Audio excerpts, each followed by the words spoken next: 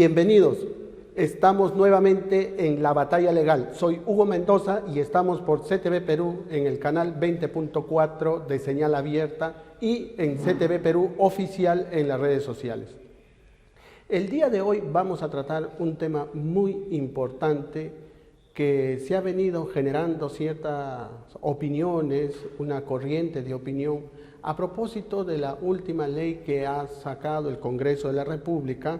Estamos hablando de la ley 31.751, ley que modifica el Código Penal y el Código Procesal Penal en relación a la prescripción.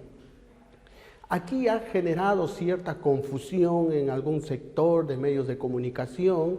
Se entiende por la falta de conocimiento especializado en la materia y se ha llevado a decir que esta modificación y hasta incluso poner en tela de juicio la propia institución de la prescripción como una suerte de herramienta que puede generar impunidad. Sin embargo, nosotros como profesionales del derecho, mi persona y los invitados que vamos a tener el día de hoy, tenemos otra visión distinta porque conocemos cuál es el papel que cumple una prescripción, cuál es la importancia en un Estado constitucional de derecho y por qué es importante que existan estas reglas dentro de una investigación y un proceso penal. Para responder estas inquietudes, el día de hoy tenemos como invitada a la doctora Delia Muñoz, docente universitario, especialista en Derecho Constitucional, para que nos pueda explicar, detallar sobre esta figura de la prescripción. Bienvenida, doctora. Hola, Hugo. Muchas gracias por la invitación. Muy simpático el funcionamiento del set. Gracias. Bueno, doctora, de acuerdo a su trayectoria, quería hacerle la pregunta de acuerdo a la presentación que acabo de hacer del tema que vamos a abordar, la prescripción. Aquí, esta última modificación que sacó el Congreso ha levantado cierta polémica y hasta incluso los congresistas han demostrado cierto desconocimiento porque cuando se les preguntó de manera frontal, directa, frente a cámaras, que qué habría pasado con esto, que por qué salió la norma, cuestionándolos, señalaron que aparentemente no lo han revisado bien, como que se hubieran dejado de sorprender. Y la verdad, esto alarma por el desconocimiento de esta institución de lo que significa la prescripción. ¿Por qué es importante la prescripción dentro de una investigación y un proceso penal? Qué interesante el tema, porque la prescripción es una figura que no se conoce tanto en su real concepto, ¿no? Vayamos siempre un paso atrás para poder entender las razones de la existencia de la prescripción. Cuando nosotros nos constituimos como sociedad civilizada, sociedad democrática, y le damos al Estado una serie de prerrogativas para precisamente tener orden, paz social y poder funcionar como personas que podamos realizar nuestras actividades. Entre ellas le entregamos al Estado una de las principales funciones, que es la de la actividad punitiva y el uso de la fuerza. Ambas son polémicas. Vamos a hablar hoy día de la actividad punitiva. ¿Qué cosa significa? Que la única institución que puede investigar y sancionar cuando uno ha quebrado las reglas de la sociedad, o sea, hay una presunción de comisión de delito, es el Estado. Pero el Estado no puede actuar arbitrariamente. El Estado tiene que tener reglas. El Estado tiene que tener una vía establecida para juzgarte, tiene que respetar tus derechos de presunción de inocencia, tu dignidad, tu integridad. Y normalmente tiene un plazo para poder investigarte. Ese plazo es uno que corre a favor de la persona, porque uno no puede estar sujeta a una investigación 20, 25, 30, 45 años. Entonces es allí donde corre la prescripción. La prescripción es una sanción para el Estado cuando no hace bien su tarea, cuando se demora, cuando dilata los procesos, cuando los fundamenta mal, son anulados y retornan y vuelve a comenzar. Entonces allí el plazo corre en contra del Estado para sancionar que su mala actuación, su falta de precaución procesal o su negligencia en el desarrollo del proceso. Y a la vez tiene otra característica: la prescripción es un derecho para nosotros los ciudadanos, es un derecho que nos sirve como garantía, que podemos saber que solo seremos juzgados en un plazo predeterminado. Acá no vamos a discutir cómo es que se calculan los plazos, ni cómo es que va, ni cómo es que viene la prescripción, sino saber que nosotros podemos ser investigados por un periodo determinado. Y si el Estado en ese periodo no realiza la investigación, no actúa pruebas y no consigue una condena, yo puedo decir muy simplemente: ampay, me salvo, y pongo la prescripción y le pido al juez que declare mi derecho. Y entonces, en base a ello, el juez declarará prescrita la acción penal, o sea, esta capacidad del Estado para perseguir el delito. ¿Será una sanción por el Estado? Sí. ¿Será un beneficio para mí como persona natural o jurídica? También, pero son las reglas de juego de una sociedad democrática. Correcto. Muchos temas por tratar con lo que acaba de señalar. ¿Por qué decir que es una sanción del Estado? Se entiende, como usted lo conoce muy bien, que el Estado tiene, como bien lo ha señalado, el monopolio del poder, del ejercicio exclusivo del jus puniendi, y eso viene ya desde la Ilustración, cuando el poder estatal recae en la razón y deja de ser un poder divino. Y por tanto, las reglas del juego, desde el pacto social, se establece que deben existir ciertos derechos y garantías justamente para contener ese poder tan fuerte, ¿no?, y exclusivo que tiene el Estado en favor de los ciudadanos, porque si no se terminaría convirtiendo en un ejercicio probablemente arbitrario y abusivo del poder. Entonces deben tenerse claro que es, como usted bien ha señalado, es un derecho para contener esa fuerza del Estado. Por tanto, no se puede cuestionar esa regla, como usted muy bien lo ha explicado, desde un punto de vista constitucional, porque son las reglas, las bases del juego de un Estado constitucional, de derecho. Entonces, dicho eso, no se puede decir, y a estas alturas, incluso, ¿qué opina usted cuando se quiere atribuir de una manera, desde mi punto de vista, bastante arbitraria y no objetiva, de que esa negligencia, como usted bien ha señalado, esa falta de diligencia, de eficiencia que el Estado debe tener en una investigación de un caso penal, lo tiene que hacer en un determinado tiempo, y si no lo hace, por eso se da la prescripción, como bien lo ha indicado?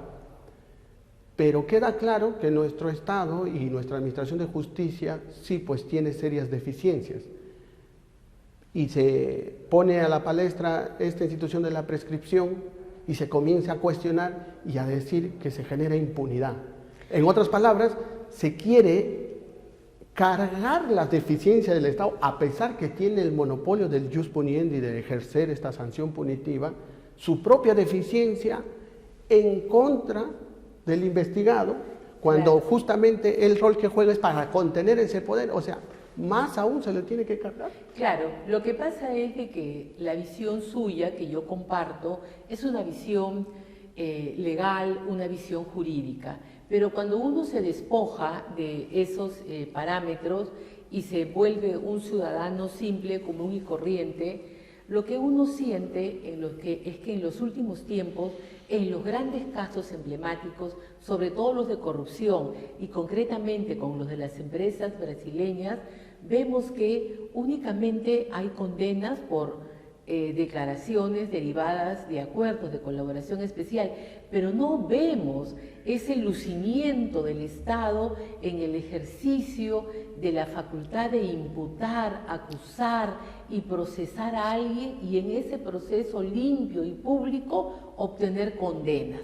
Entonces, eso es lo que enerva, Hugo, que nosotros sentimos que la figura puede ser la prescripción o cualquier otra, pero la ciudadanía se altera porque decimos, ahora van a dejar de responder por los delitos todas estas personas, y luego sumamos a que han pasado 3 años, 5 años, y no se han llevado a cabo los grandes juzgamientos. Entonces, en ese contexto viene una ley que trae una norma sobre prescripción, que puede aclarar muchas cosas para otros procesos, para los abogados, puede seguir los precedentes establecidos en nuestro sistema nacional, pero genera este malestar. Ahora, ¿qué cosa es lo que toca hacer? Exigir al Ministerio Público, que es el actor estelar en el proceso penal, para que realmente se ponga las pilas, trabaje bien, porque fíjese, para que un proceso avance y no lo afecte la prescripción, tienen que estar bien sentadas las bases, bien tipificadas, haber tenido una buena calificación de pruebas, haber pasado la legitimidad de las pruebas para llegar al juicio oral y evitar una nulidad. La nulidad retrotrae el proceso, pero no suspende los plazos de la prescripción que van a continuar corriendo. Y ahora con esta norma se ha establecido un plazo de prescripción de 1 año, desde un momento procesal estelar, que es una determinada fase del proceso cuando se comienza ya una investigación. ¿Eso qué significa? Que las reglas del juego son más fuertes para la Fiscalía, pero es la tendencia mundial. Es la tendencia mundial a que los sistemas judiciales sean orales, sean rápidos, sean eficientes y que el ciudadano no esté en manos de la investigación por mucho tiempo. Esto tiene excepciones, claro. Graves delitos como los de lesa humanidad o los de corrupción son tendencia mundial que no prescriban nunca por el bien jurídico tutelado, pero no estamos hablando de ese tipo de procesos, estamos hablando de casos emblemáticos, de casos más o menos comunes que no tienen esta protección de imprescriptibilidad. Correcto. Y sobre todo, también hay plazos de prescripción que se duplican cuando se tratan de delitos cometidos por funcionarios, servidores y perjudiquen el patrimonio del Estado. Entonces, no se puede decir que no existen ciertas reglas que justamente sirven para contener esa supuesta impunidad cuando se trata de delitos de corrupción, por ejemplo, como usted lo acaba de mencionar, o de lesa humanidad, como también lo ha mencionado. Pero quisiera poner en su real contexto algo que usted ha dicho y que me parece sumamente importante aterrizarlo. Con estos temas de la prescripción y cuando sale, hay un sector de la población, de los medios de comunicación, que tratan de satanizar, por decirlo menos, y de descalificar estas figuras que, desde mi punto de vista como abogado, son muy importantes porque nos dan seguridad jurídica, predictibilidad, están pensando en que las reglas del juego dentro de un Estado constitucional de derecho deben funcionar y satanizan al Congreso diciendo que buscan impunidad, cuando, como usted bien dice, aquí hay que también mirar el otro lado de la orilla. ¿Quiénes son los actores dentro de un proceso penal? ¿Solo el investigado es una parte procesal? También está la Fiscalía. Entonces, ¿por qué no miramos si la Fiscalía, como bien ha señalado, está haciendo un papel eficiente? Si está utilizando los recursos que tiene de la manera más óptima, si está desarrollando las investigaciones, como usted bien ha señalado, de la manera más eficaz, eficiente y estratégica posible, ¿no? Porque si tenemos, por ejemplo, en muchos casos, en estos últimos días que han salido, que se declaran nulas las acusaciones porque se han vulnerado debidos derechos fundamentales, como el derecho de defensa de un investigado. Tenemos que cuando la Fiscalía desborda o por X razón entra en constantes reprogramaciones de diligencias o prácticamente determinadas diligencias no las hace en el tiempo adecuado, a pesar de conocer que para determinado delito, por ejemplo, determinar una colusión agravada, en este caso, establecer que hubo un perjuicio al patrimonio, tengo que hacer una pericia contable para determinar si hubo o no perjuicio al patrimonio.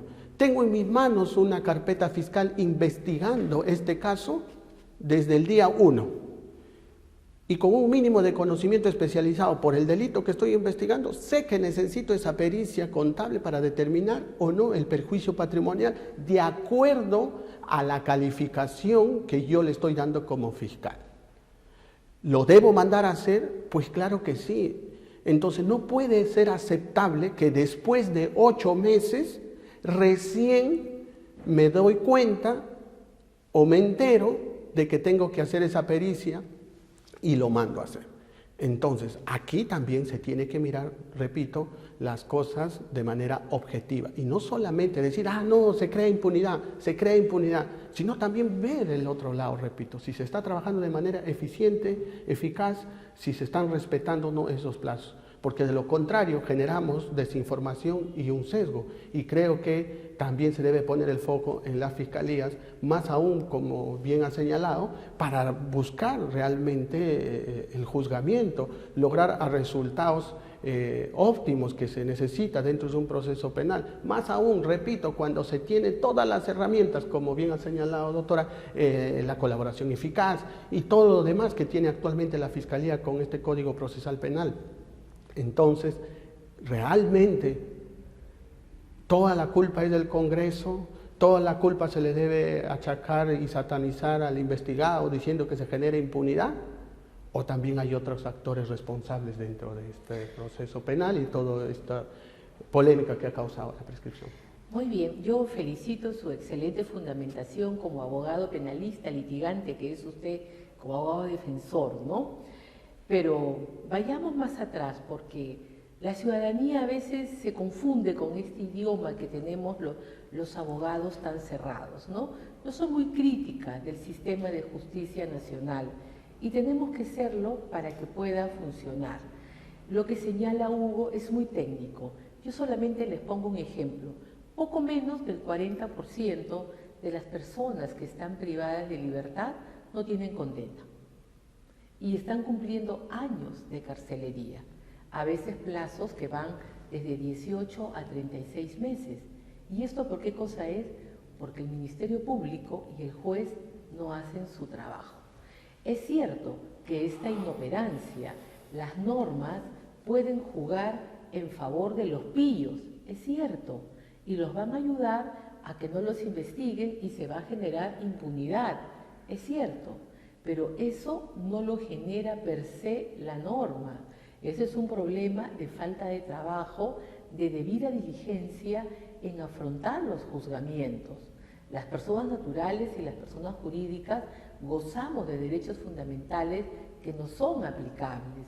Entonces también hay que exigir que quienes tienen a su cargo el sistema constitucional de solución de controversias se porten a la altura de los retos que su función pública les exige. Si es fiscal, que trabaje bien, que recabe pruebas y que formule acusaciones. Un fiscal se mide no porque consiga acusaciones, colaboraciones eficaces, sino porque logre condenas.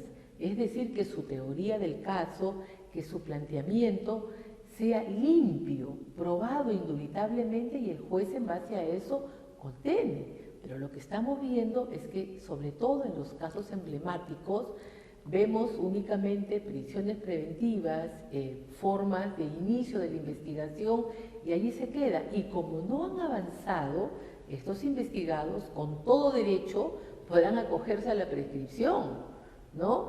Pero acá van a ser responsabilidades compartidas en el funcionamiento del sistema. Entonces, mucho cuidado con ver las cosas desde un solo punto de vista, ¿no? Correcto. Y sobre todo las prisiones preventivas que acaba de usted tocar, que creo que se está convirtiendo en la regla. Y esta excepción que usted bien ha dicho, claro, esta prescripción también no podemos dejar de decirlo, como bien lo ha señalado, también puede y favorece a determinados personajes que han cometido delitos, pero por eso no lo vamos a convertir en regla, ¿no? Porque son instituciones que tienen un contenido constitucional, que tienen una base constitucional y por tanto no puede ser regla.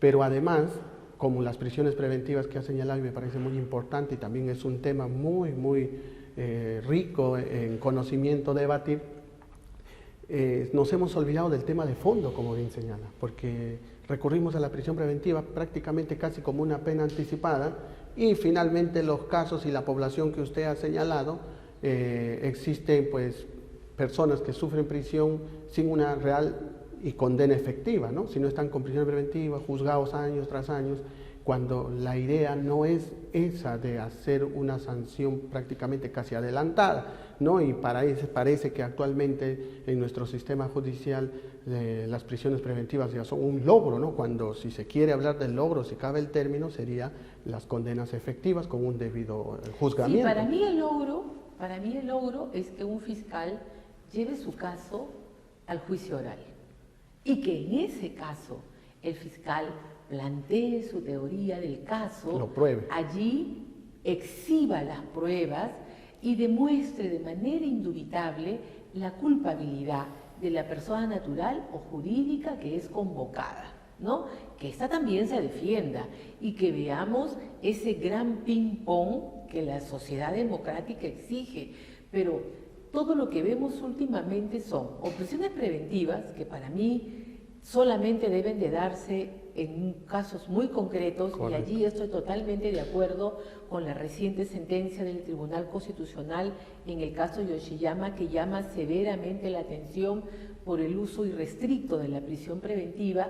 Y además yo sí pienso que el momento estelar de la sociedad democrática es el juzgamiento público.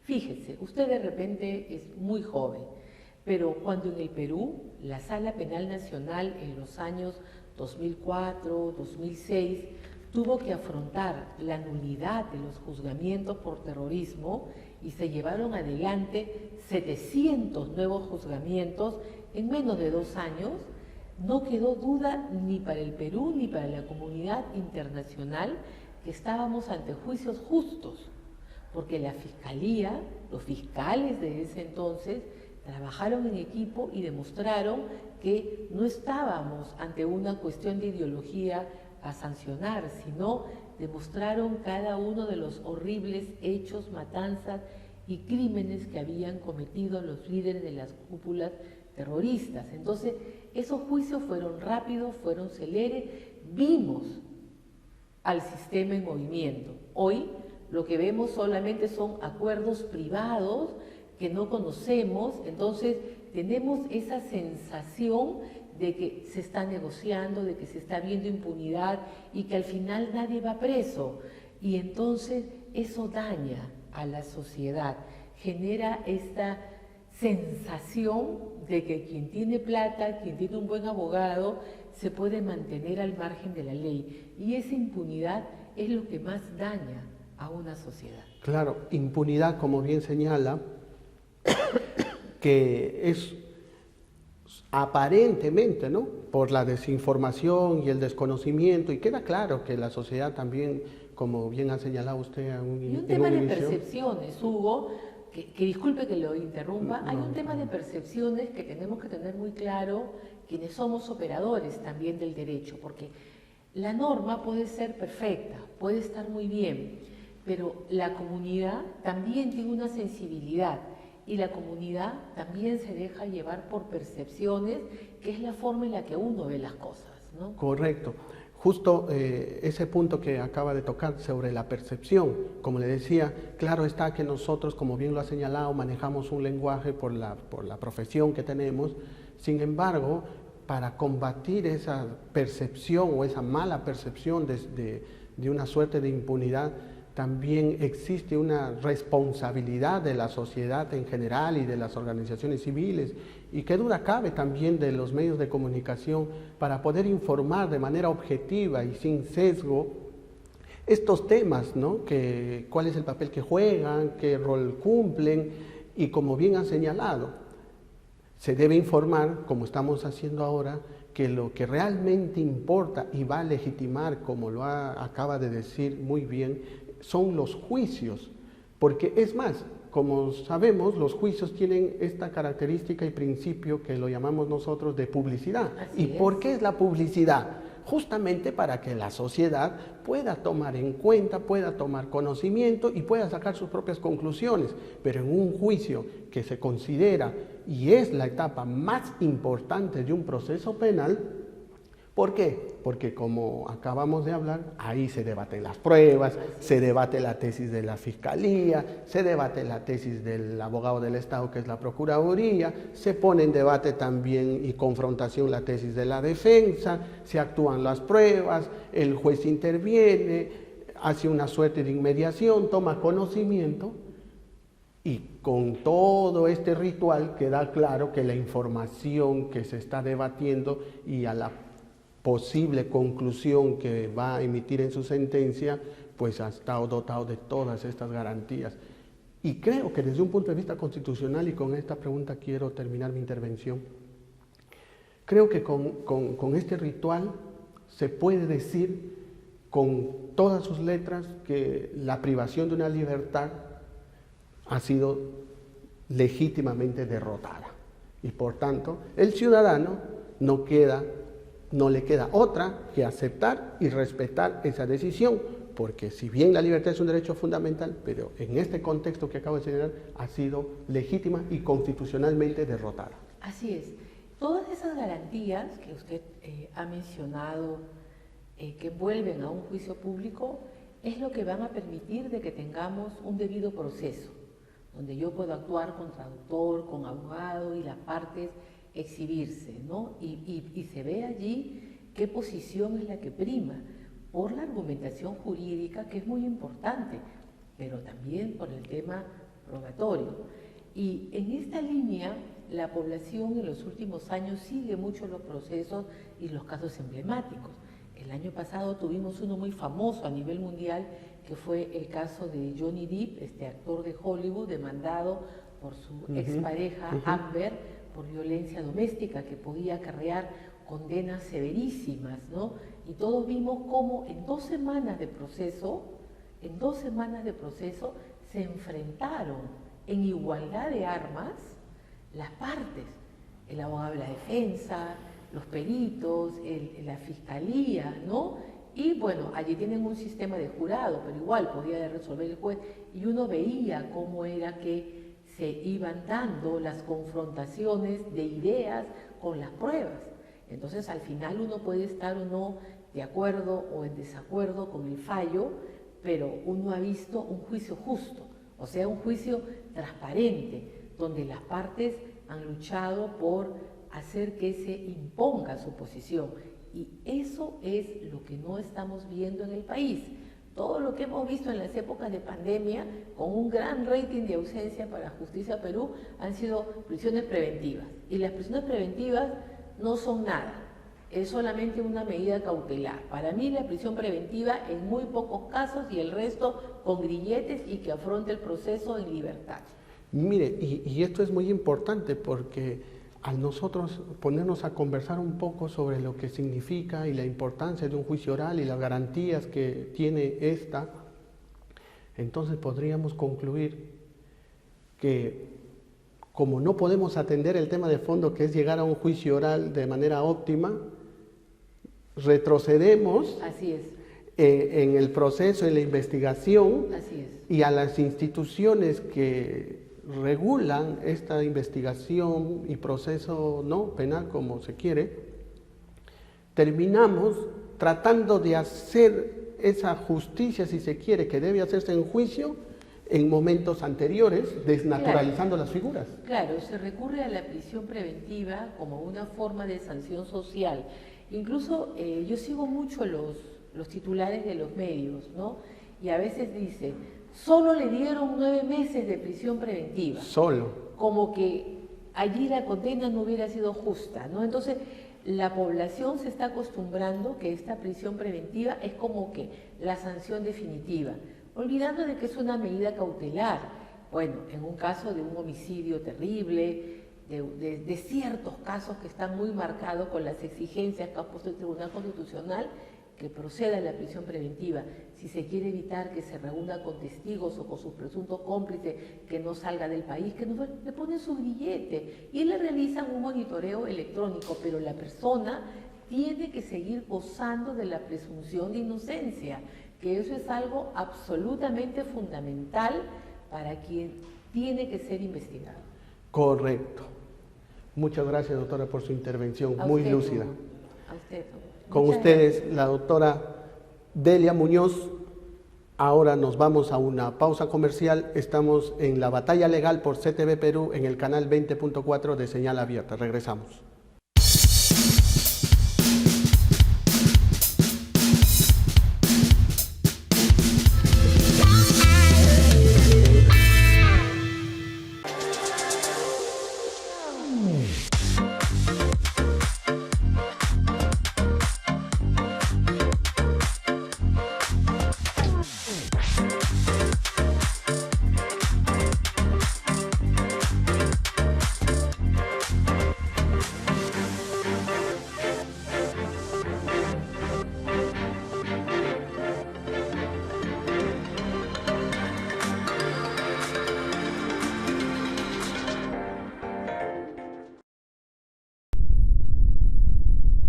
Un mejor país es posible. Sí, es posible, porque de las crisis siempre nacen oportunidades. Y este es nuestro momento para tomar decisiones, de generar un cambio, de forjar nuestro futuro y ser el profesional que el país necesita. Creemos en lo que creamos, porque contamos con la tecnología y herramientas digitales para potenciar tu talento, el equipamiento más moderno y la infraestructura adecuada en cada una de nuestras carreras. Con profesionales del más alto nivel, garantizando tu formación como profesional altamente calificado. Virtual o presencial, estamos preparados para ayudarte a alcanzar tus sueños y a construir tu futuro. ¿Es posible un mejor país? Sí, y está en tus manos. CPEA, 47 años formando profesionales líderes.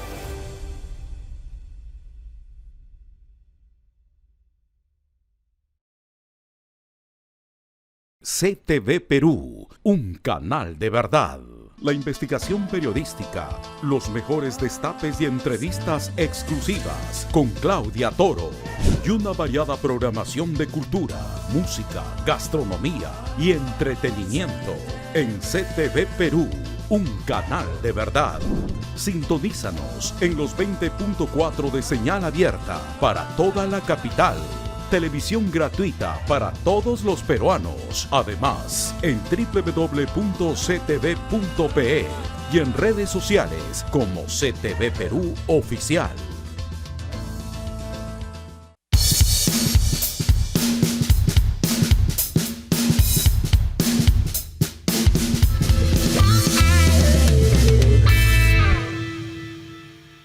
Regresamos de la pausa comercial. Estamos en la batalla legal por CTV Perú, canal 20.4 de señal abierta.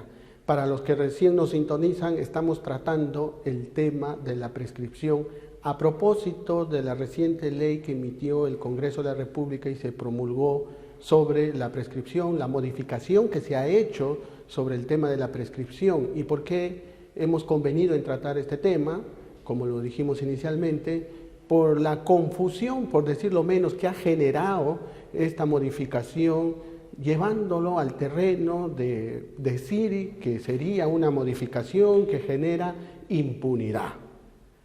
Es más, de manera sorprendente y bastante falta de conocimiento, por decirlo menos también, orfandad en el conocimiento sobre este tema, se ha escuchado decir en determinados medios de comunicación que esto favorece la impunidad porque la prescripción, que antes tenía un cómputo de la pena total más su mitad, ahora se habría reducido a 1 año.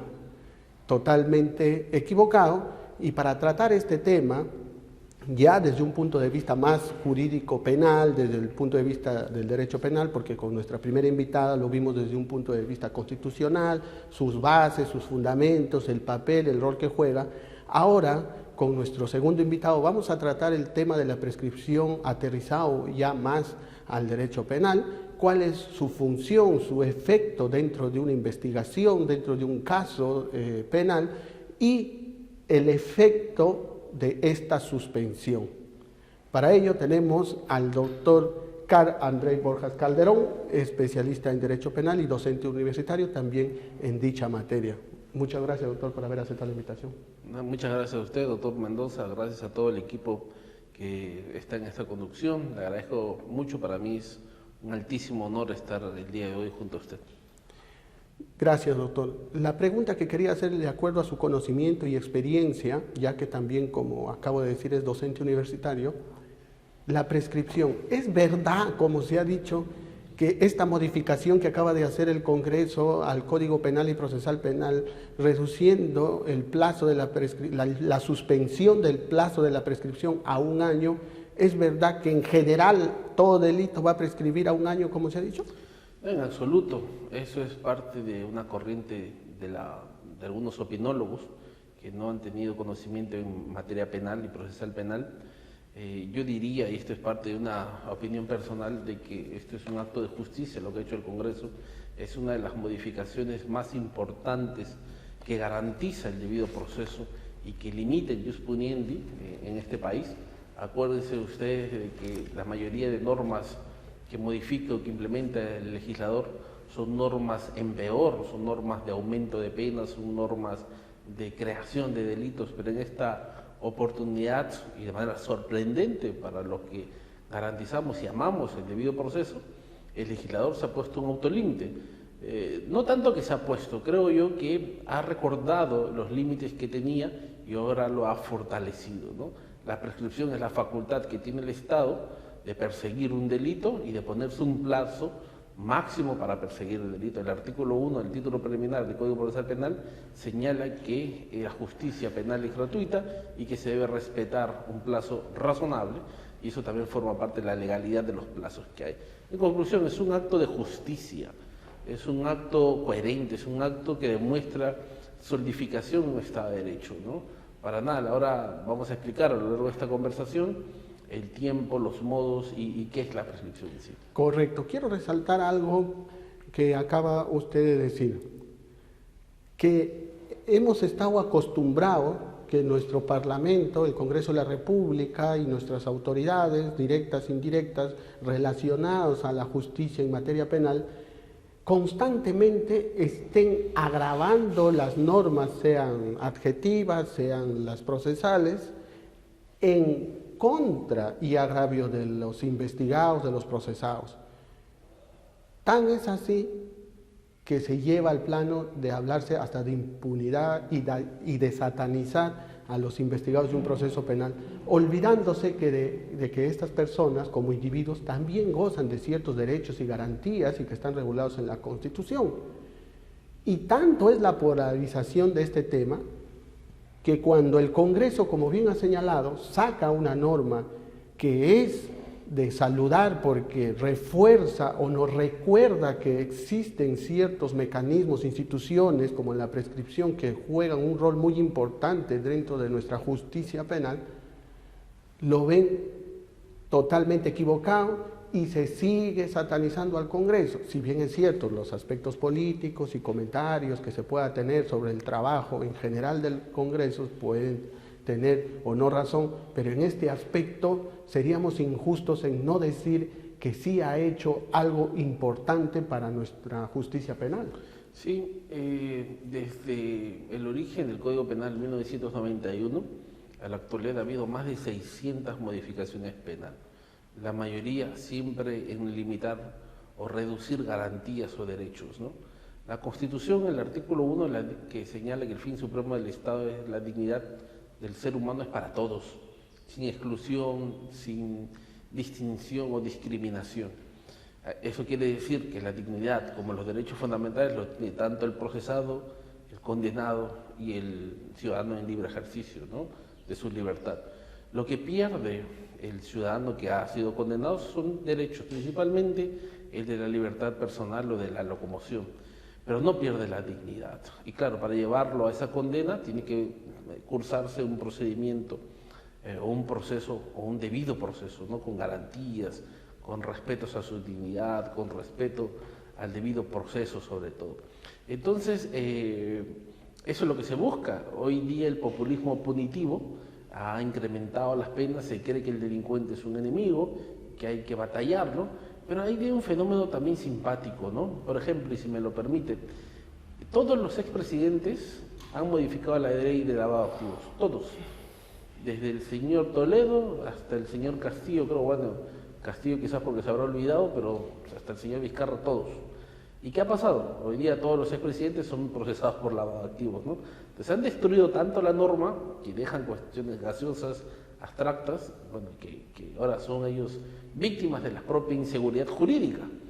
Creo yo que el legislador ha advertido esta inseguridad jurídica porque parte de una interpretación de la Corte Suprema o de una mala terminología, ¿no?, que ha permitido que antes de esta vigencia de la ley ya no exista la prescripción en realidad, ¿no?, y que no exista un límite de persecución de los delitos por parte del Estado es atentatorio, ¿no? Entonces creo yo y saludo que esta ley es una de las más principales en el milenio, llevamos 23 años, es una de las que mejores ha garantizado y ha estampado el debido proceso de este país. Correcto, y sobre todo porque tiene que conocer el público que, como bien ha señalado, que la prescripción no es que genere impunidad. Nuestra invitada anterior, la doctora Delia Muñoz, decía, probablemente la prescripción sí, para algunas personas que han delinquido, como ella bien lo dice, a algunos pillos, se puedan beneficiar de esta regla, de esta institución de la prescripción, pero eso no significa para convertirla en regla a nivel de derecho, sino más bien la prescripción, como bien señala nuestro invitado, para que lo tengan en cuenta, lo que finalmente en el fondo lo está sosteniendo o está garantizando o está protegiendo, si se quieren, es la dignidad, que nuestra propia Constitución lo regula como el fin supremo del Estado, es la protección de la dignidad de la persona. ¿Qué más está detrás de la prescripción? La presunción de inocencia. ¿Qué más está detrás de la prescripción? El plazo razonable. Entonces, son derechos y garantías que finalmente están para todo ciudadano. Y es peligroso decir y tratar de manosear de manera irresponsable este tipo de iniciativas del Congreso que finalmente hacen una justicia penal más objetiva, más imparcial y más respetuosa de los derechos fundamentales. Es peligroso decir que genera impunidad, porque no nos olvidemos, como bien acaba de señalar nuestro invitado, así como expresidentes que manosearon la norma, más adelante, así como ellos, todos nosotros podemos estar involucrados en un problema, sea directa, indirecta o por alguna razón, y vamos a reclamar esa justicia, vamos a reclamar esta institución de la prescripción, vamos a pedir que se nos respete nuestra dignidad, la presunción de inocencia y plazo razonable, como hemos visto en muchos casos en estas últimas décadas que se ha venido dando en nuestra justicia penal, de ex fiscales, ex jueces, que se han visto involucrados en este caso de los denominados cuellos blancos, etcétera, etcétera. Entonces, no podemos ser tan ligeros al momento de hablar de una categoría, de una institución como la prescripción, que es tan importante. Ahora la pregunta que quería hacerle, doctor, es, la prescripción estaba bastante más o menos clara y armoniosa en su interpretación hasta la entrada en vigencia del Código Procesal Penal, que empezó como plan piloto en el 2004, y reguló la figura de la suspensión. Y eso genera toda una confusión, polémica, porque decía, o se interrumpe o se suspende o se interrumpe. Y se llegó al extremo, ¿no?, de hacer unas interpretaciones bastante largas, extensivas, ¿no?, desde un punto de vista, si se quiere, hasta exageradas y no respetando las garantías fundamentales de un proceso, de una investigación, en decir que la suspensión en los últimos pronunciamientos que aquí tengo de la Corte Suprema, en la casación 2095-2021, que tiene como antecedente la casación 442-2015 y acuerdo plenario número 3-2012, donde la Corte Suprema trata de zanjar estas interpretaciones de la suspensión, interrupción, diciendo que la suspensión no podrá exceder o tendrá como un plazo máximo lo que es la prescripción ordinaria, o sea, el plazo máximo, para ponerlo en términos sencillos. Tenemos un delito con una pena de 6 años de la pena total. La prescripción extraordinaria es de esos 6 más su mitad serían 9. Con esta figura de la suspensión se suspende, ¿no?, pero nunca se dijo cuál era el final. El inicio sí, con la formalización de la investigación preparatoria, pero nunca se puso un final. Y habían comentarios que terminaba con el auto de enjuiciamiento, con el auto de citación a juicio, y se generaba una suerte de confusión y de diversas interpretaciones, hasta que la Corte Suprema, con estos pronunciamientos que acabo de señalar, dijo, lejos de poner un fin, que podría ser con la conclusión de investigación preparatoria o que fuere, dijo que la suspensión lo estiró más allá, que no podrá sobrepasar esos 9 años, en este ejemplo que estoy poniendo, de 6 más 3. En buena cuenta, estaba diciendo que la suspensión podía durar 9 años, en este ejemplo, y más lo ya transcurrido, imagínense. Entonces, ahí de verdad que llegábamos prácticamente a solapar, si se quiere, de alguna manera, toda la deficiencia de nuestro sistema de la justicia penal. Esta ley lo que ha hecho es imperar, establecer, recordando que vivimos en un Estado de Derecho. Mire usted, las normas de la prescripción se encuentran en el Código Penal, tienen rango de ley. Lo que ha hecho la Corte Suprema es interpretar una norma procesal. Bueno, esa interpretación no puede tener un rango de ley. Acá no estamos en el common law, estamos en el civil law. La tabla axiológica o el eslabón axiológico de las normas o la ponderación de las normas rige la ley antes que la interpretación. Lo que sucede es que la Corte Suprema, en esa ruta del populismo punitivo, interpretó un término equivocado, ¿no? La suspensión en la formalización de la investigación preparatoria, lo que realmente se quiso decir era la interrupción en sintonía para activar el plazo extraordinario. Es decir, el plazo ordinario es el mismo plazo de la pena máxima que tiene cada delito. Por decir en el caso 6 en el ejemplo. Exacto, un 6, ¿no? Si la pena de un delito es de 2 a 6, el plazo ordinario era 6 años. Es decir, el plazo máximo que alguien puede activar en la persecución penal de ese delito. Entonces, la investigación preliminar, como son cuestiones, diligencias preliminares, cuestiones rápidas, urgentes, que esto iba a demorar, conforme a la composición original del Código Procesal, 20 días, después 60 días. Entonces, el legislador, lo que quiso, la interpretación teleológica que quiso decir, es que con la formalización iba a haber una interrupción para activar el plazo extraordinario, conforme a las reglas del Código Penal. Pero, lamentablemente, se confundió y puso el término suspensión. Entonces, la Corte Suprema en ese sentido interpretó que esa suspensión era un paréntesis del plazo ordinario y extraordinario. Y claro, en Malamparten hizo una interpretación en Malamparten confusa, peyorativa, degradable para los derechos. Bueno, aumentó lo que usted dijo, ¿no? Esa pena, bueno, ese plazo mayor, que totalmente es atentatorio. Antes de esta ley no había prescripción ya en el Perú. No había.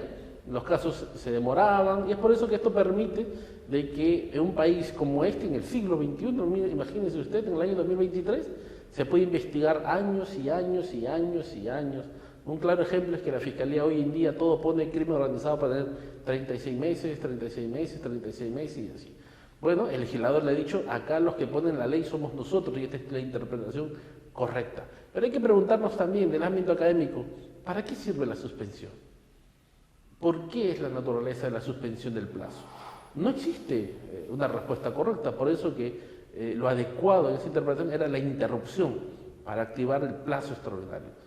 Hoy en día, gracias a Dios y a los legisladores que han algo de razón, se han sentado y han conversado con algunos expertos, han determinado las reglas correctas y han añadido un año más en ese plazo de suspensión. Pero hay que preguntarnos, querido doctor Mendoza, ¿por qué? ¿Para qué existe ese año de suspensión? Esa es una gran pregunta y quiero resaltar la gran explicación muy lúcida que nos ha hecho sobre esa confusión de interrupción y suspensión.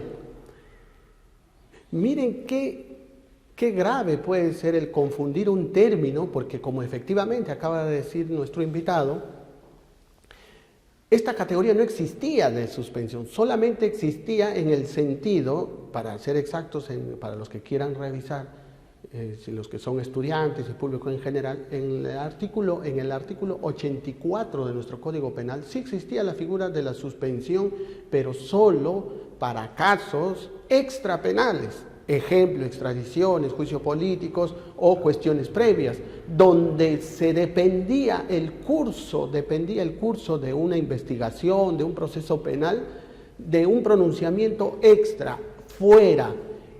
Y por sentido común, era lógico que se tenía que suspender, porque no dependía del propio proceso penal, sino de un pronunciamiento externo al proceso penal. Entonces, claro está, yo no voy a poder beneficiarme de ese pronunciamiento externo, aparte, porque también podríamos decir, ahí sí estaríamos generando impunidad, pero ni aún así, porque la norma era clara. Y se genera esta figura de la suspensión, aumentándole la figura de la formalización de una investigación a este artículo 84, sin la modificación, pero se hace ahí una confusión, como usted bien le ha explicado, bastante delicada, y que finalmente, otro punto que quiero resaltar y comparto con usted, es que finalmente termina haciendo a que nuestra máxima autoridad en nuestra justicia penal, que es nada menos que la Corte Suprema, haga una interpretación muy extensiva, cuando era totalmente lo contrario, y todas las reglas del derecho penal, procesal penal y hasta constitucional nos dicen que las interpretaciones, en tanto y en cuanto vayan en contra de una persona, y en este caso el investigado, siempre tiene que ser restrictivo, limitado a su favor. Pero creo que sucumbieron al populismo punitivo, como bien ha señalado. Ahora, la pregunta, como bien se hace nuestro invitado, es la suspensión, ¿qué papel juega? Tanta confusión se ha generado que esa suspensión justificada para pronunciamientos fuera del proceso penal, muy aparte del proceso penal, ahora ya convive dentro del proceso penal. Exacto, sí.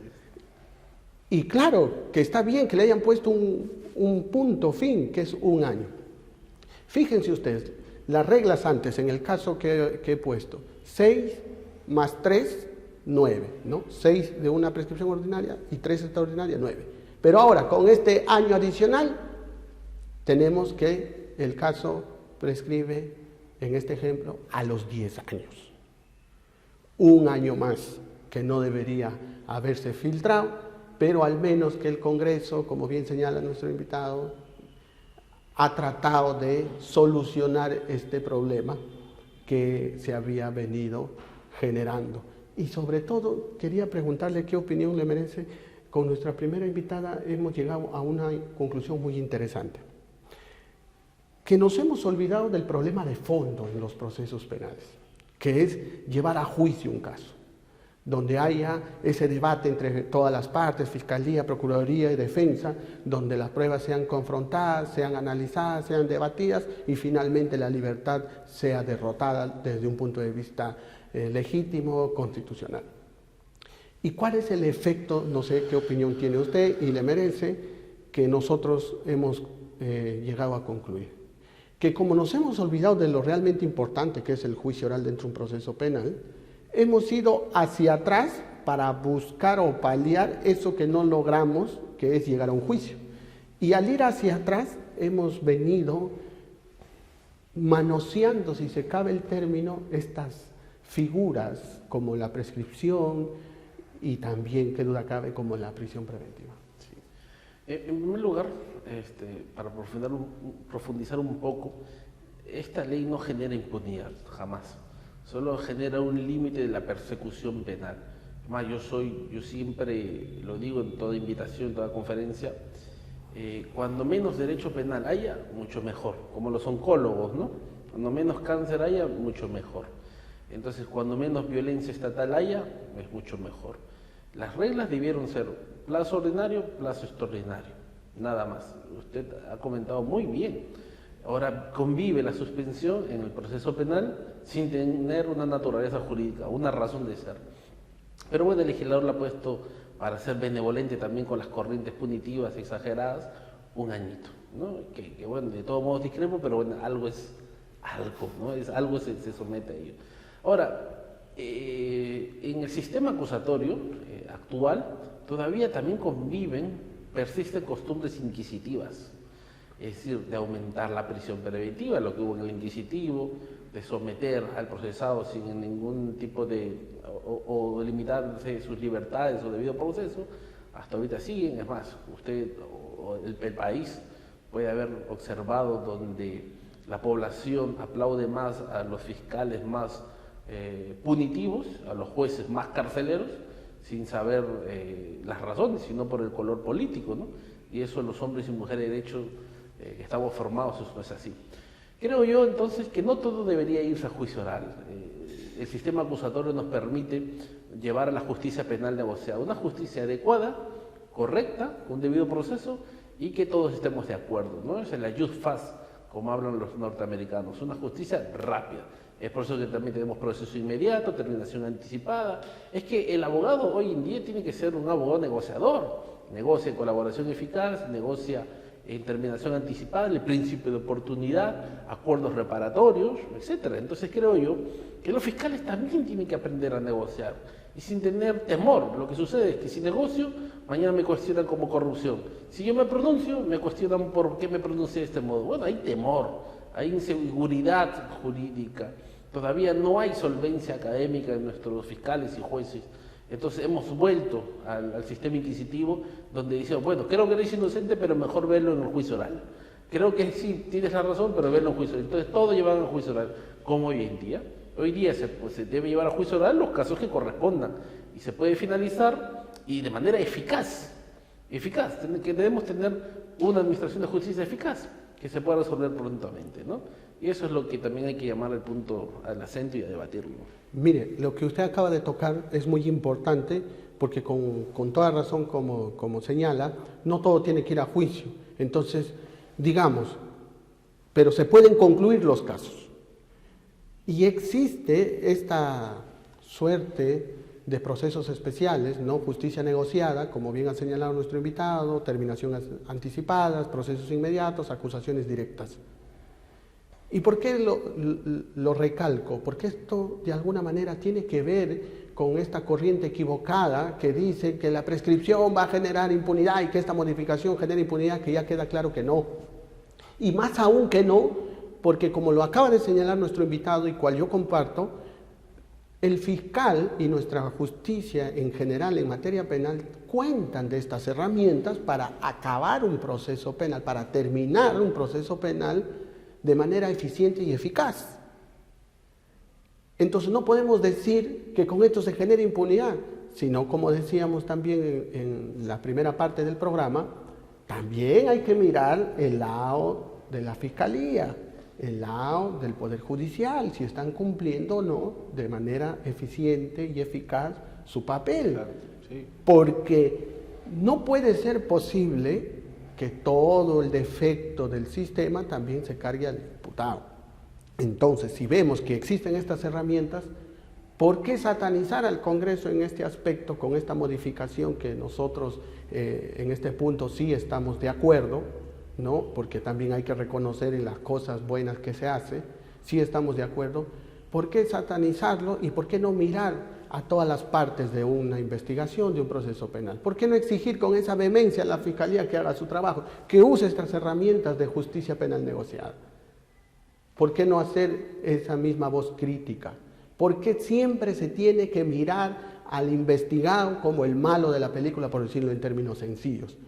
Y lo más grave, porque es una corriente de opinión y como siempre es buen negocio criticarlo, pues se manosean todas las normas y todas las garantías y finalmente terminamos pues en un Estado y en una justicia penal que lejos de ser proba, que sea predecible, que garantice seguridad, predictibilidad y todo lo demás, es totalmente peligroso y lo que sobre todo hay que tener cuidado porque en algún momento cualquiera de nosotros puede terminar involucrado en un proceso penal y vamos a reclamar eso que ahora criticamos. Muchas gracias, doctor, por haber aceptado la invitación. Muchas gracias a usted, muchas gracias a todo el equipo, agradecido y para otra oportunidad estoy siempre presto a servirlos. Muchas gracias. Gracias. Con ustedes el doctor Carandrey Borjas Calderón, abogado especialista en Derecho Penal y docente universitario en la misma materia. Hemos llegado al final del programa, espero hayan podido recibir información de calidad, objetiva, para que puedan sacar sus propias conclusiones. Nos vemos hasta el próximo programa. Esto es La Batalla Legal por CTV Perú, canal 20.4 de señal abierta. Hasta la próxima.